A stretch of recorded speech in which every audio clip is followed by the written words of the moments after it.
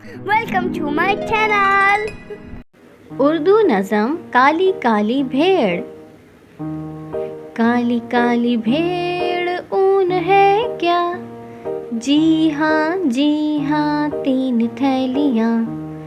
काली काली भेड़ ऊन है क्या, जी हाँ 3 थैलियाँ। एक भाई जान की एक बाजी की, एक प्यारे लड़के की जो रहता है वहाँ। एक भाई जान की एक बाजी की, एक प्यारे लड़के की जो रहता है वहाँ। प्यारे बच्चों, अब आप मेरे साथ पढ़िए।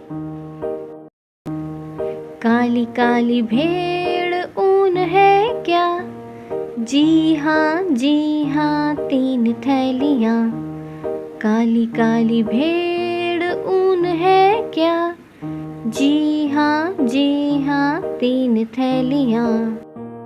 एक भाई जान की एक बाजी की, एक प्यारे लड़के की जो रहता है वहाँ।